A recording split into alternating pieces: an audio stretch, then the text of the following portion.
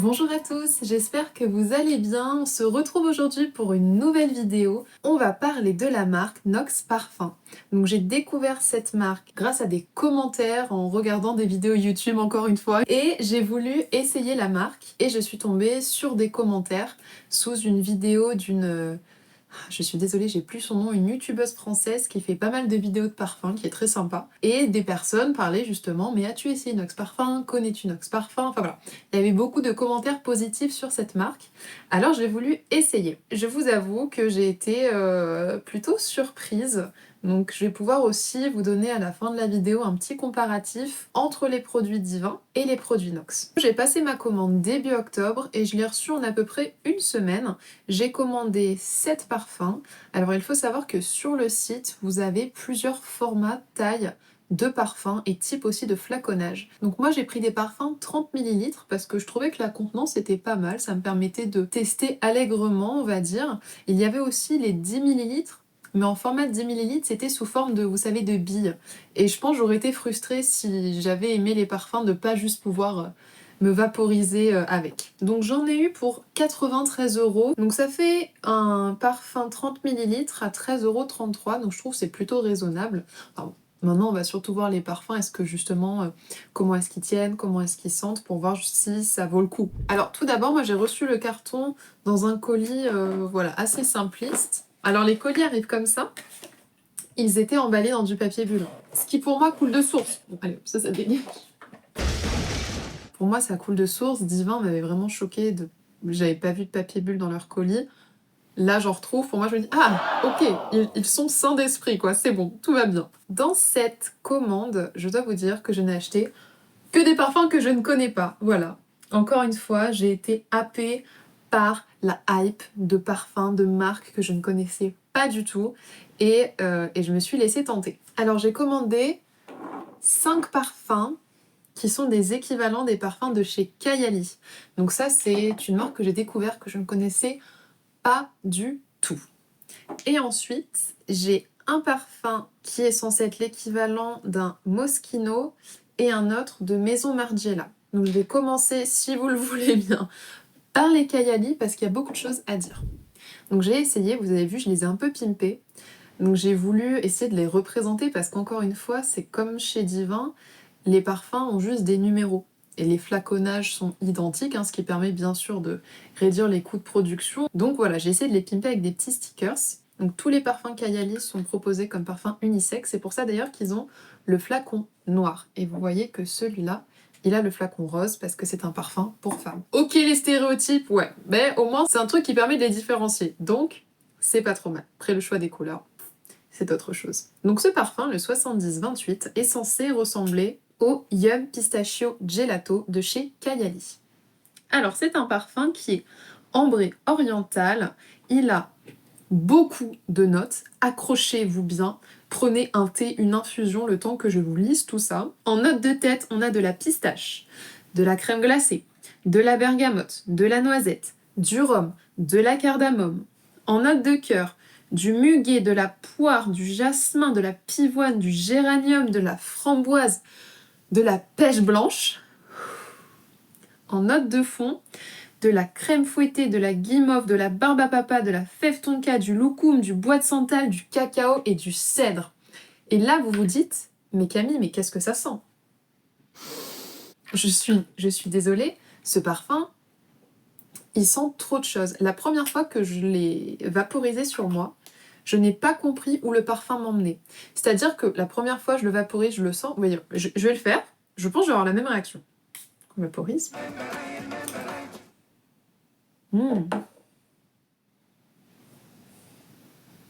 Le parfum essaye de nous emmener quelque part. Et à chaque fois, j'ai l'impression, pas qu'il y a un virement, mais que ça part ailleurs, parce qu'il y a trop de choses qui se passent. Et là, il commence à se poser, je trouve, le parfum, il s'ouvre sur quelque chose de frais, de sucré. Une fois que les notes de tête sont parties, on finit avec une fève tonka cardamome et cette espèce de côté haut de Cologne, un côté vert, un côté frais, qui pour moi n'a rien à faire dans le parfum. En fait, j'ai l'impression que ce parfum, c'est l'idée de deux parfums, d'une eau de Cologne fraîche et d'un parfum gourmand sucré mélangés ensemble. Franchement, du coup, moi, je ne l'aime pas. Sincèrement, je ne l'aime pas. Pour moi, sortez deux parfums différents. Je ne connais pas l'original, mais si je me base sur le fait qu'il est censé ressembler à l'original, le fait d'appeler son parfum Yum Pistachio Gelato, bon, c'est un coup marketing, hein. On se dit waouh, qui n'aimerait pas un parfum Yum Pistachio Gelato? On s'attend à du sucre, à du gourmand, waouh! Rien à voir. En fait, là, j'ai l'impression que c'est vraiment voilà, un coup marketing, que c'est, je suis désolée de le dire, mais presque malhonnête de dire achetez mon parfum, il sent bon, la crème glacée pistache, et en fait, de sentir le parfum et de dire attends mais pas du tout. Pas du tout. Ce parfum par contre vous pouvez l'appeler si vous voulez Yum Green Gelato. Why not? Parce qu'on a le côté vert, on a le côté frais, on a un côté gourmand, mais juste de l'appeler Pistachio Gelato, j'ai pas la pistache. Hein. Et vraiment ça c'est le genre de parfum comme je vous ai dit dans ma commande divin, quand la fève tonka est trop présente ça m'écœure. Et là, même si je trouve la cardamome c'est hyper intéressant, il y a quelque chose d'intéressant quand même dans le parfum. Pour moi, il est trop entêtant et écœurant. Donc pour le coup, il tient super bien. Franchement, il tient super bien. On est sur une intensité entre modérée et intense. Donc à ce niveau-là, il est top. Mais la fragrance en elle-même, on n'est pas sur de la pistache gourmande. Donc c'était très long pour ce parfum, mais bon, je suis contente d'avoir commencé par celui-là. Ensuite, nous avons le parfum 70-33, un cheveu de chat, 70-33, qui est censé ressembler au Kayali Vanilla 28. Je vais vous donner les notes avant de m'emballer encore une fois. Donc au niveau des notes de tête, on a de l'orchidée vanille et du jasmin. Au niveau des notes de cœur, de la cassonade et de la fève tonka. Notes de fond, ambre, bois d'ambre, musc, patchouli. Donc on s'attend quand même à une vanille assez boisée, sucrée. Maintenant, quand je sens le parfum, on est effectivement sur une vanille boisée, sucrée. Mais en fait, je m'attendais pas à ce que la vanille soit aussi boisée et lourde. J'aime beaucoup les parfums à la vanille, mais j'aime surtout la vanille quand elle est sucrée.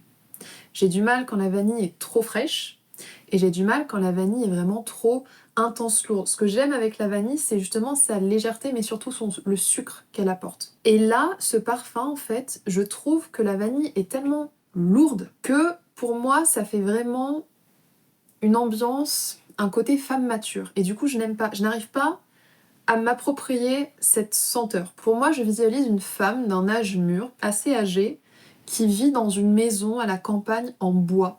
Et vous savez, ça sent l'humidité, ça sent presque le renfermer. Et ce parfum, pour moi, c'est ça. Si vous aimez beaucoup les vanilles intenses, profondes, c'est un parfum qui pourrait vous plaire. Mais moi, vraiment, je m'attendais pas du tout à ça et je vous avoue que je suis tombée d'assez haut. Voilà, mon avis sur ce parfum-là. Ensuite, un parfum que je trouve beaucoup plus sympa, c'est le 70-36. Et c'est censé être le parfum équivalent au Eden Sparkling Litchi. Donc c'est un parfum qui va être beaucoup plus frais, sucré, positif. Alors au niveau des notes, note de tête, litchi, cassis, pomme rouge, citron d'Italie. Note de cœur, violette, rose, jasmin sambac. Note de fond, sucre, absolu de vanille, musc, ambre, bois de santal et cèdre. Et alors ce parfum, je l'aime beaucoup, beaucoup, beaucoup. Il est frais, il est sucré, il est fruité. Il y a ce côté pétillant justement. Vous voyez là je l'ai senti et j'ai l'impression d'être énergisée.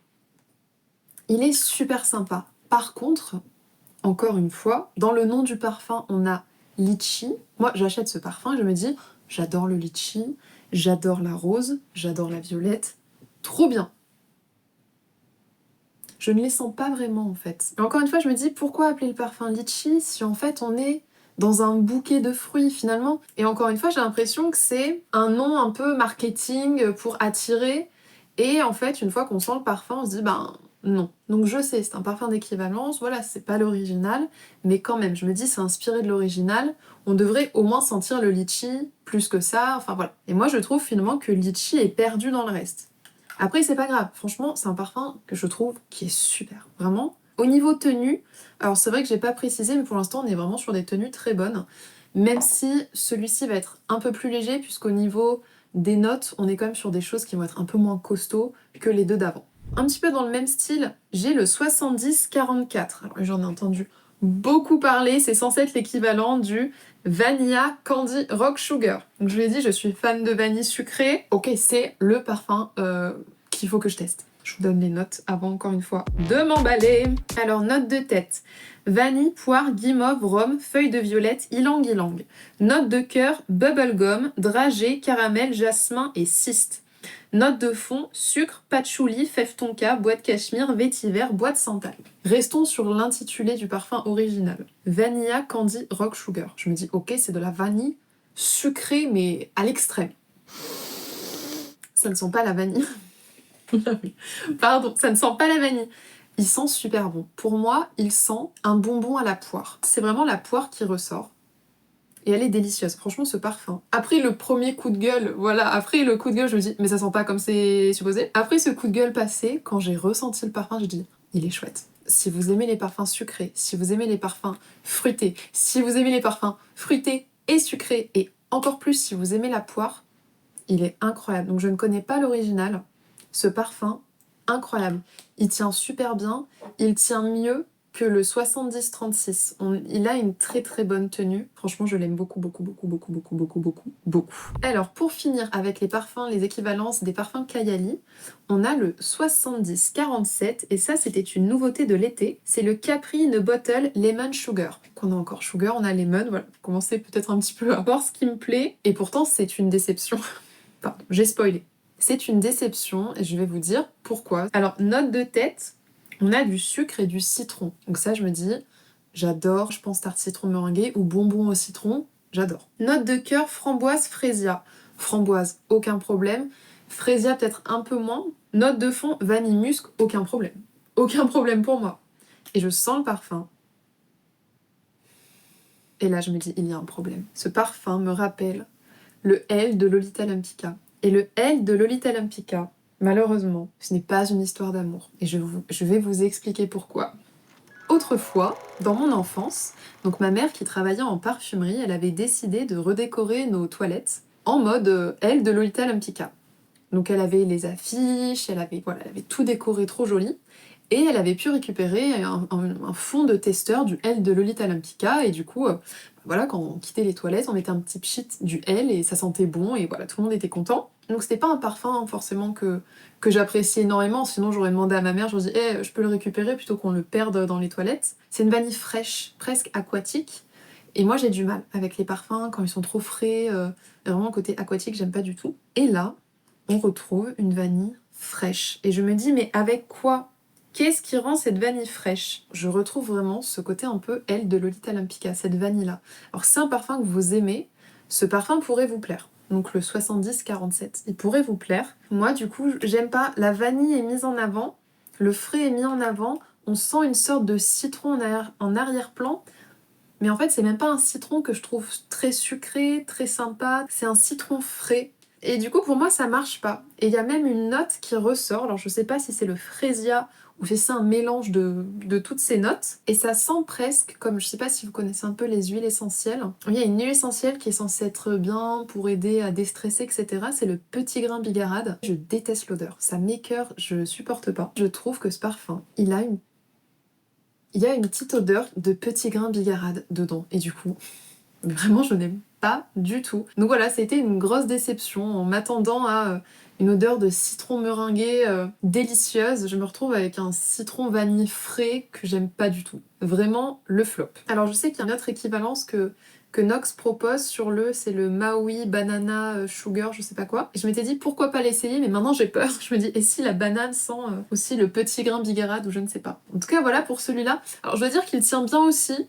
Malheureusement pour moi, du coup quand je l'ai essayé, j'ai dû changer de pull, vraiment parce que l'odeur c'est pas possible, mais il tient très bien aussi. Ensuite je vais vous partager donc celui-là qui est le 787, l'équivalence du Bubble Bath de Maison Margiela. J'ai été hypée par ce que les influenceurs disaient dessus sur YouTube, en disant oui c'est comme si on est dans un bain moussant, c'est trop bien et tout. Ouais, alors moi, je m'attendais effectivement à un bain moussant, un peu odeur mousse, coco, machin. Parce qu'il y a de la note coco dedans. Alors, je vais vous dire les notes avant de m'exciter encore un peu, là. Alors en note de tête, on a du savon et de la bergamote. Alors savon, je ne sais pas ce que ça veut dire, il y a plein d'odeurs de savon qui existent, donc je me disais est-ce que c'est le côté lacté un petit peu, ça peut être sympa. Bergamote, j'aime beaucoup. Note de cœur, lavande, rose, jasmin. Je me dis pareil, lavande j'aime bien, rose j'aime bien, jasmin ça dépend, faut pas qu'il soit trop fort. Mais voilà, je me dis franchement c'est prometteur. Note de fond, noix de coco, musc blanc, patchouli, tous les trois j'adore. Je sens le parfum mais prête à me dire waouh. Je me dis ok ça sent la fleur, on m'a menti, ça sent le savon blanc à la fleur. J'essaye de trouver vraiment visuellement à quoi ça me fait penser. Ça manque de chaleur, ça manque de rondeur. Ça manque de ce que j'aime, de sucré. J'ai à peine la noix de coco et la noix de coco ne suffit pas à faire redescendre ces fleurs fortes. Je vais vous dire, ça sent la fleur blanche forte. Une mousse de fleurs un peu acide forte. Alors si vous aimez les parfums floraux comme ça un petit peu acides, vous allez aimer. Mais moi j'aime pas du tout, vraiment pas du tout du tout. Pour terminer, une belle surprise, mais qui, encore une fois, au début a été une surprise, c'est pas à ça que je m'attendais, ce qui arrive malheureusement beaucoup quand on achète à l'aveugle. Cheveux, arrête de te coller à mon gloss. Merci. C'est le parfum 2512. Alors j'ai mis un petit ours parce que l'équivalent de ce parfum, c'est le Moschino Toy de Bubblegum. Donc je me suis dit, ok, un parfum au bubblegum. Ok, ça peut être super incroyable. En même temps, je dis, ok, mais est-ce que vraiment je peux porter un parfum au bubblegum? C'est un peu étrange. Donc voilà, j'étais un peu entre deux aussi, je me dis, on va voir. Mais curieuse en tout cas, l'esprit ouvert, etc. Au niveau des notes, en note de tête, on a du fruit confit, du bigarade et du citron. Là, je dis bigarade, la fille est folle. La fille a dit qu'elle n'aimait pas le petit grain bigarade, elle prend un parfum avec du bigarade. Ne cherchez pas à comprendre, écoutez, je ne sais pas. Je suis restée sur bubblegum. Note de cœur, bubblegum, rose bulgare, myrtille, pêche, cannelle, fleur de pêcher, gingembre. Note de fond, musc, ambroxane et cèdre. Donc il y a quand même beaucoup de notes. Je me dis, bon, ça sent vraiment que bubblegum ou pas ou quoi? Et je sens le parfum et je me dis, ok, c'est intéressant. Ah oui, alors je vais pouvoir partager quelque chose avec les vaporisateurs. Les flacons, moi je les trouve très sympas. Le côté rappel, parfum, voilà, mix, féminin, etc. J'aime bien les couleurs différentes, etc. Par contre, les sprays, je les trouve étranges. Je trouve qu'ils dispensent beaucoup de produits, vous allez voir. Ce qui fait que le produit reste assez longtemps dans les airs. Et je me suis rendu compte qu'il fallait vraiment que je reste en apnée un petit moment pour laisser le temps aux effluves, aux parfums de retomber, sinon je le respire. Et ça, il me semble pas que ça me soit déjà arrivé avec d'autres sprays. Donc vous allez voir qu'il est assez costaud le spray. Il est intense. J'ai vu d'ailleurs, il s'est barré, j'ai mal visé. Ouais, j'en ai mangé. Il est vraiment... J'en ai encore mangé. Il est vraiment intense et ce que je me rends compte, c'est le mieux, c'est que je le pchite vraiment à même le tissu, quoi, ou à même la peau. Sinon, il y a trop d'effluves, il part trop dans les airs. Un petit peu dommage, du coup, je comprends pas pourquoi. Mais à part ça, je les trouve top. Ça serait vraiment le seul point négatif de ces parfums que, voilà, que je retrouve à dire des parfums Nox, c'est le spray. Il y a quelque chose qui me dérange. Donc ce parfum, revenons à celui-ci. Il s'ouvre vraiment sur du sucré. Donc là, je vois, c'est vrai, note de tête, fruits confits. Il s'ouvre sur des fruits confits. Je trouve qu'il s'ouvre aussi sur le bubblegum. Donc vraiment très sucré au début. Une fois que vous laissez voilà, l'alcool s'évaporer, le parfum se poser, je trouve qu'il nous laisse avec une rose très sucrée, délicieuse. Du coup, j'aime bien la rose et j'apprécie les fleurs quand elles sont bien sucrées, contrebalancées, quoi, qu'elles soient pas trop acides. Et là, on est vraiment sur une rose très féminine, très sucrée. Il a un petit côté poudré, on sent qu'il a quelque chose d'enveloppant. Je m'attendais pas du tout à ce que la rose ressorte autant. Mais vraiment, il est extra. J'aime beaucoup. Vraiment super sympa. La tenue est correcte, hein, quand même. On va être sur du 4 heures environ, sans souci. Pour conclure, les parfums Nox, c'est une super belle surprise. Je vous raconterai au niveau du SAV parce que j'ai passé une deuxième commande suite à ces belles découvertes. J'ai passé une seconde commande, j'ai eu un petit souci, il y avait eu un couac dans ma commande. Le SAV a été super réactif. Ils sont au top, top, top. Et je vous avoue que du coup, j'ai plus trop envie de commander chez Divin. Autre chose que je trouve super pratique, c'est la taille des flacons. Comme je vous ai dit au début, c'est top pour essayer les parfums, je trouve, du 30 ml. Mais ce qui est génial, c'est aussi quand on part en voyage ou quand on a besoin d'une petite retouche dans la journée, c'est quand même beaucoup plus sympa, je trouve, d'avoir un flacon de cette taille que de se trimballer avec un flacon de cette taille. Je suis pas du tout sponsorisée par la marque, mais c'est vrai que j'ai pas grand-chose de négatif à dire. Bon, mis à part, voilà, il y a des parfums que j'aime pas, mais ça, c'est les goûts de chacun, c'est pas un problème de la marque ou une malfaçon. Les tenues sont super, j'ai rien à dire. Au niveau des tarifs, on est plus sur du 15 € les 30 millilitres que du 15 € les 100 millilitres. Mais franchement, je préfère Nox. Ma seconde expérience a été encore plus top. Je vous expliquerai dans une prochaine vidéo. Pour 93 €, j'ai 7 parfums. Aujourd'hui, quand je vois le prix auquel sont les parfums, je suis mais on trouve plus de parfums en dessous de 100 €. Enfin, c'est... Je suis choquée, c'est vrai, bah du coup ma maman est décédée il y a 5 ans et donc c'est vrai que moi je retourne plus vraiment en parfumerie et donc j'ai été allée pour sentir un parfum de Kayali. Et quand j'ai regardé les tarifs, j'ai dit ah oui d'accord, ok, c'est très bien, non mais je vais continuer à acheter mes petits parfums d'équivalence, hein, moi ça me va très bien. Et j'espère que cette vidéo vous a plu, n'hésitez pas à lâcher un petit pouce si vous souhaitez soutenir la chaîne. N'hésitez pas non plus à laisser un commentaire si vous voulez partager un retour d'expérience que vous avez sur la marque ou si vous avez des questions. Moi je vous retrouve pour eh bien, ma deuxième commande chez Nox qui compte pas moins de 11 parfums. Il y a eu des très très belles pépites, d'ailleurs, je vous avoue. Écoutez, je vous souhaite une très belle journée, prenez soin de vous, et à la prochaine!